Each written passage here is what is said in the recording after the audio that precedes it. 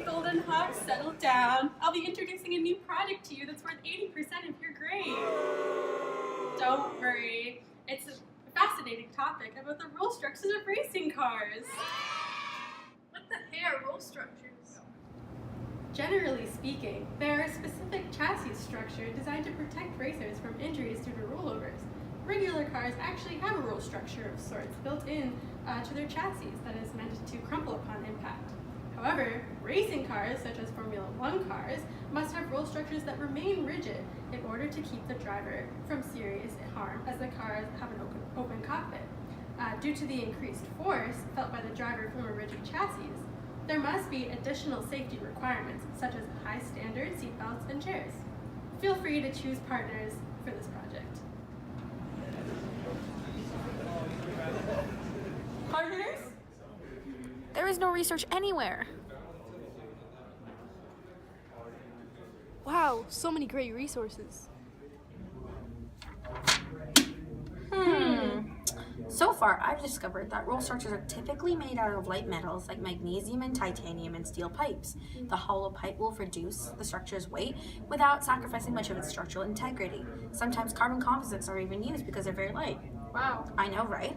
The pipe is manufactured by drawing long sheets of a metal over a mandrel, forming it into a long tube with one welded seam. The metal tube is then cut and bent into shape. Cool beans. Right? I researched the design and construction requirements for a roll structure. Did you know there are actually two components? Yes, ma'am. Oh, It's okay, you can tell me about it. okay. Well, we're probably just going to focus on the primary roll structure. And that's because it provides the most protection of the driver and it's located behind their head in an arch shape. It has to be located at least 5 centimeters above their head in order to provide better protection.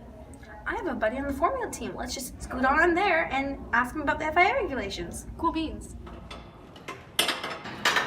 Hey, little boy, how are you? Hey. Anyways, we were wondering if you had any idea about the functional requirements and constraints required by your roll hoop. Well, the FIA has an extensive list on their website. I wonder what got him in a bad mood.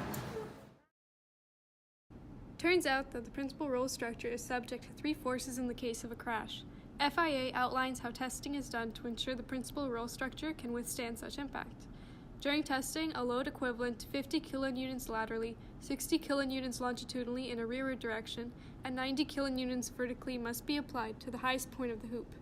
We should focus on the vertical force applied since it is the force with the greatest magnitude, and in the case of a rollover, the vertical force is the most significant factor that determines the severity of a crash. Under such loading, the deformation must be less than 25 millimeters, ensuring that in the case of a crash, the structure can protect the driver. We must keep in mind that the overall mass of the structure is very significant as it will have an effect on how the F1 race car will perform in regards to velocity. This leaves us with 4 requirements. 1. Must support 90 kilonewtons vertically. 2. A deflection less than 25 millimeters. 3. Mass should be less than 5 kilograms. And 4. The outer diameter should be less than 80 millimeters.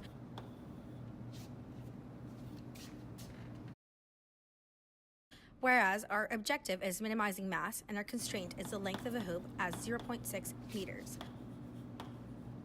We should also assume that a circular tube is used instead of a flat or oval shaped for easier manufacturing and lower cost. I wonder what material we could use. What about cement? I don't know if that'll work. Oh, well, what about cardboard? I can't even break it. Probably not. What about this low alloy steel I just found by calculating the MPI? I think that'll work.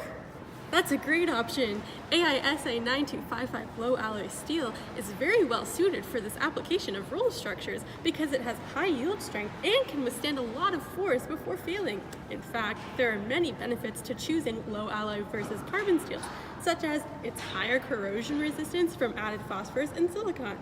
Its price is about 85 cents Canadian per kilogram, so it won't be as expensive as, say, carbon fiber.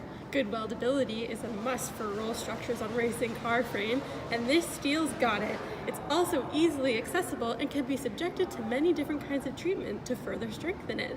My pal over here actually manufactures low alloy steel for roll structures. Let me just see if I can get him to help you guys. Hey guys, I work at a steel manufacturing plant, and I heard you guys were looking for some expert opinion on processes that will help your application. That's convenient. Do you by any chance have any knowledge on the AISI 9255 steel alloy? I would probably recommend an oil quenching procedure before being tempered at 205 degrees Celsius. You kids could probably figure out the rest. Was that our professor just in a hard hat? No, that was Mandy. Didn't you hear him? Honestly, you've got to sharpen up for your exams. Anyway, so what's the treatment process for AISI 9255? I have no idea. Back to the books! So I did some research and I came up with 3 main stages that we should process our steel in. Austenization, oil quenching, and tempering. I'm certain that these 3 stages are going to produce the best outcome for roll structures. Great. What's austenization? I'm glad you asked. It is the process where a metal is heated just above its critical temperature for a period of time, forming an austenitic crystal structure from its original ferrite. AISI 9255 should be first austenitized at 900 degrees Celsius for 45 minutes, which is a higher temperature than its critical temperature. Then the metal is quenched. Mandy mentioned oil quenching, but isn't there water quenching too? Yeah, but oil quenching is better for this application. It's actually really common amongst metals like steel because it provides desirable hardness and strength values and reduces the possibility of cracking. Cracking?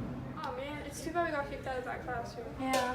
Anyways, you were saying something about oil quenching, weren't you? Yeah, so the boiling point of water is typically lower than the boiling point of oil, where it lies between 230 degrees to 480 degrees Celsius.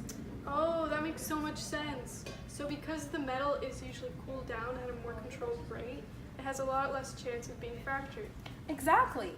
And when the steel has cooled to about 40 degrees Celsius in oil, tempering should be performed right after. The whole point of tempering is to reduce excess hardness while increasing ductility, with a side effect of slightly reducing strength. In this process, it will be then heated once more in the oil bath so the entire part is evenly heated and will undergo a cool tempering. So Mandy mentioned a temperature of 205 degrees Celsius. Why is that temperature so important? So when tempering is done below a temperature of 400 degrees Celsius, a soft but tough trusite is formed. Although the material will retain most of its hardness, it gets rid of the brittle behavior that it has. Above this temperature, a weaker ductile structure called a sorbite is formed. However, this probably isn't a good application for our specific intent because we want it to be a strong and tough material to withstand the force of a crash. Oh, I see. I also remember reading somewhere about how gradually heating up the metal inside the oil is really important. So once we reach the 205 degrees Celsius inside the oil, we can probably keep it inside there for about 2 hours and then let it air cool at room temperature. That's correct. So overall, we should probably start with austenizing it at 900 degrees Celsius for, let's say, about 45 minutes. Next, we can oil quench it until it reaches about 40 degrees, and then we'll do our tempering process. So we'll be reheating it in the oil bath for about 2 hours when it reaches the 205 degree mark, and then we'll let it air cool at room temperature. Wow, I think you've really caught on to this whole material selection process thing. Let's report our findings to the professor.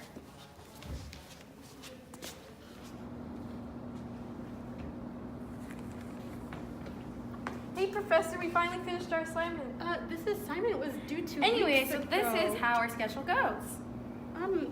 You didn't even fulfill the design requirements.